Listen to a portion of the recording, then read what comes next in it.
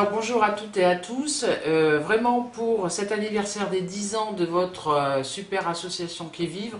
je tenais à vous apporter tout mon soutien. Notre histoire a commencé en 2002 sur un centre de stockage de matières dangereuses à Albon et grâce à la mobilisation de Jean-Luc, de Jean et maintenant de Damien qui est le président, eh bien vous avez gagné sur le fait de ce stockage de ces matières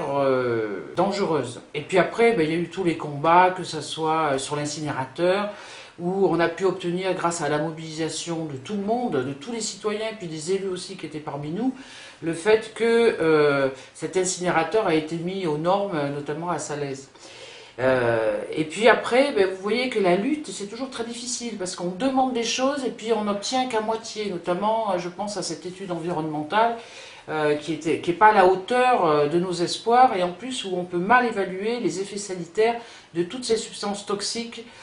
qui sortent de toute cette industrie chimique qu'il y a dans la région. Donc vraiment, vous êtes des lanceurs d'alerte. On a besoin de plus en plus des lanceurs d'alerte. On se bagarre sur le plan français, mais aussi sur le plan européen pour qu'il y ait une directive qui protège les lanceurs d'alerte et surtout l'expertise et la contre-expertise. Les derniers événements nous ont montré que c'est souvent les laboratoires indépendants, alors je pense à la CRIRAD, mais je pense au CRIGEN en ce moment sur les OGM, je pense à votre association qui est en plus très pertinente sur l'expertise, qu'il faut absolument encourager ça et qui est enfin une loi qui protège les gens sur toutes ces atteintes à l'environnement et à la santé. Donc vraiment, tout mon soutien, tout mon encouragement, et vivre,